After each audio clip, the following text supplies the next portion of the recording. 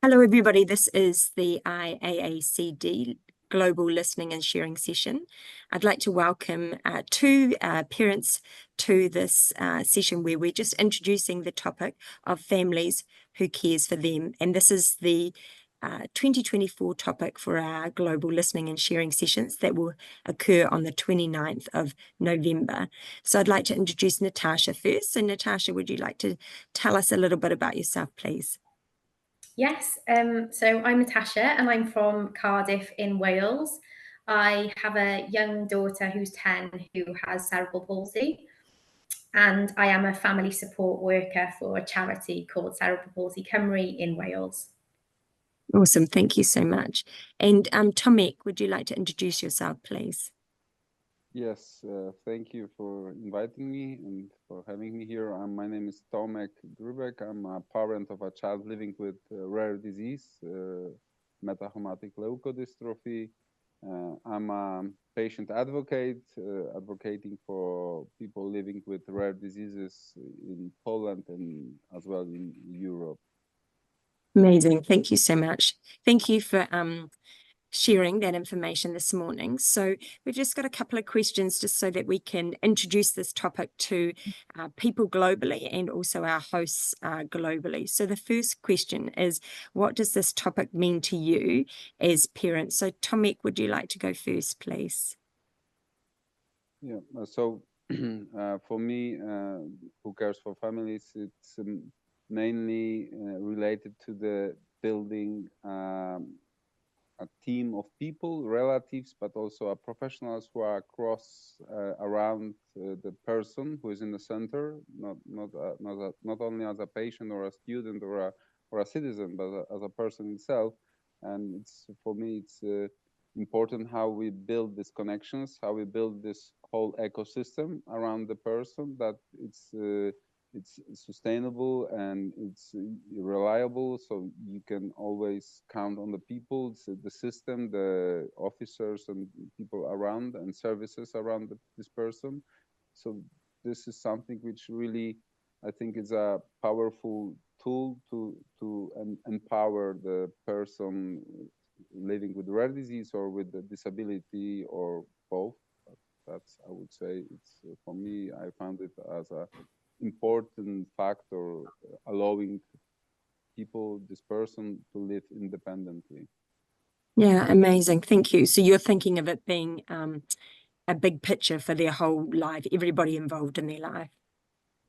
Yes, it's with engagement or involvement. Without engagement and involvement, without building robust relations based on friendship, trust, or even a professional where you just rely on a professional relation, but built on a network, on a kind of emotional pillars, and of course professional ones.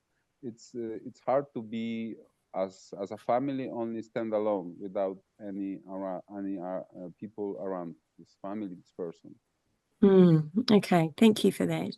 Natasha, what do you think is important as a parent about this topic, families who cares for them? Yeah, I think, the same as Tomek, really, building that support network around you.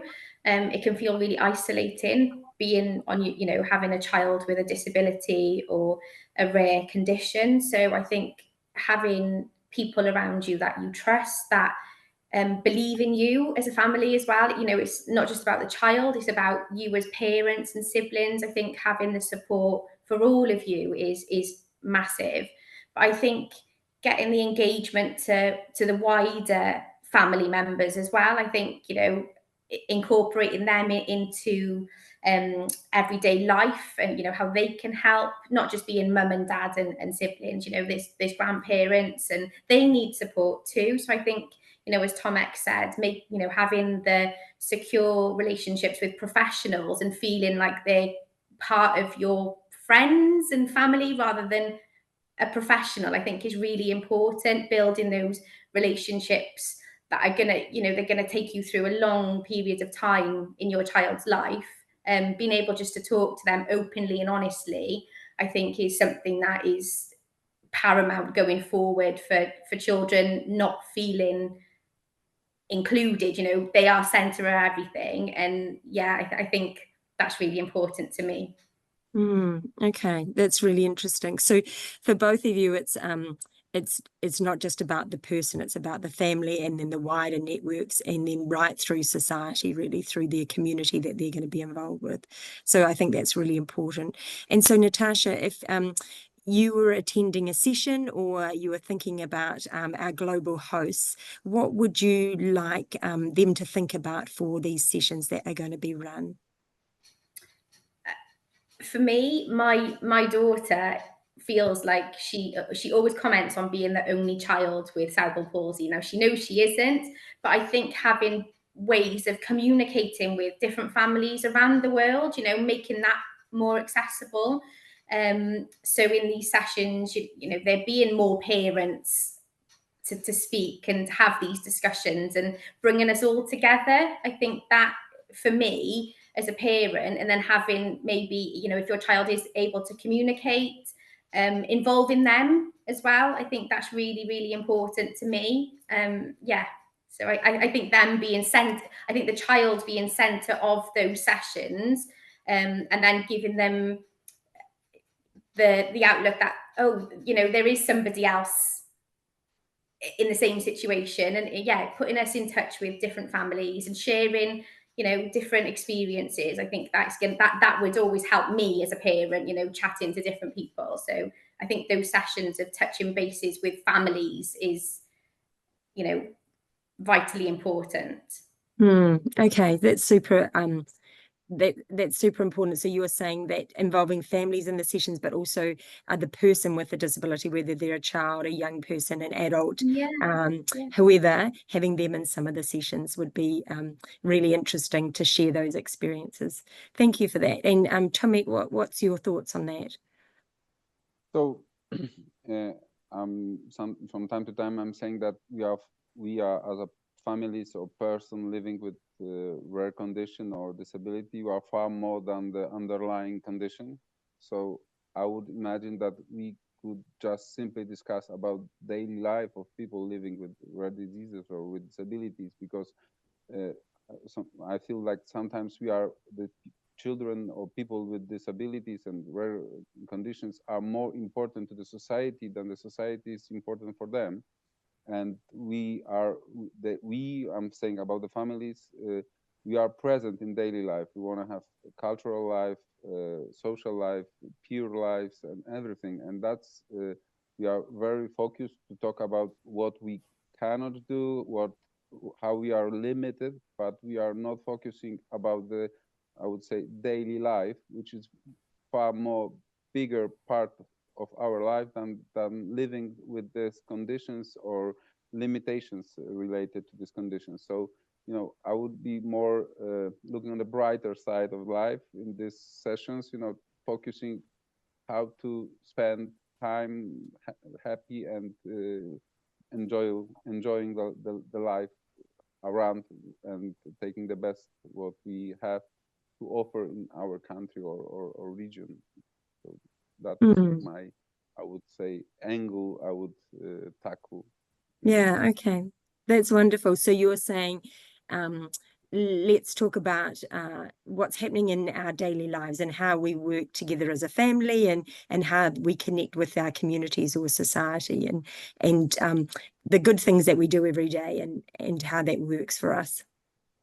Exactly. You know, what is sometimes something is obvious for one family, like going to the concert or playing a football match or just simply staring, watching something. And for other families, this could be not even impossible, but they did not think about it. So just kind of positive flow saying, okay, we did that, we could do that, and or this is something interesting. Maybe you can find it also interesting for your son or for your child or for your family.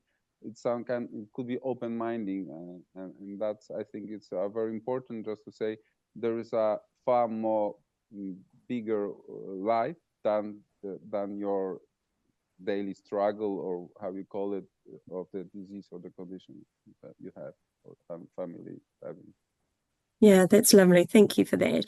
And if you were going to come to a listening and sharing session, who would you like Tomek to be discussing the topic? Would you, like Natasha said, would you like the families to be involved, children, young people, adults? What do you think would be interesting to hear?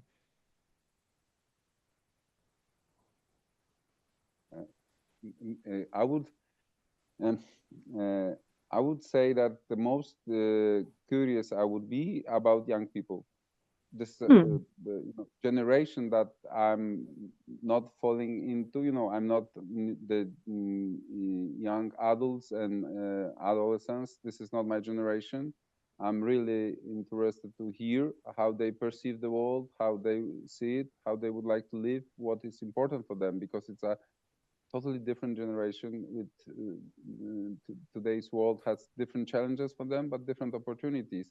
And sometimes we, as adults, we design the world according to our imagination or the way we would like to be functioning.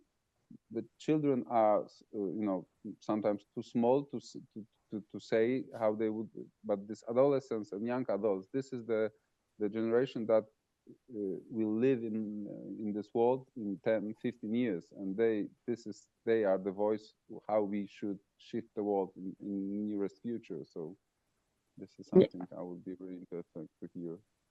Okay, that's great. Thank you for that. And Natasha, have you got anything else that you'd like to add? I just think picking up on Thomas's point of involving the children. I think if you had a group of them, they wouldn't feel alone. So they would then, probably be able to voice their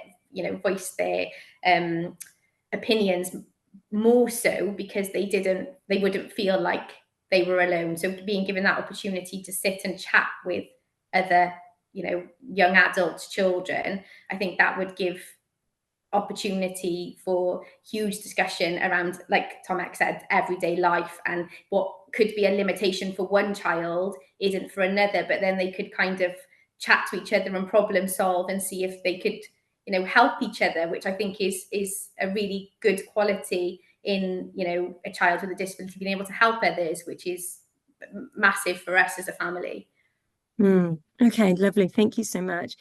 So this year's topic, families, who cares for them, we think is a really important topic, and I really appreciate your opinions and your experiences and your thoughts, because that will help our global hosts think about what is going to be important to talk about and discuss. And I'm really excited about the sessions coming up. So just a reminder, the 29th of November is when we have those sessions. So thank you so much to Natasha, and thank you to Tomek from Wales and Poland for sharing their ideas. It was really lovely to talk. So thank you so much.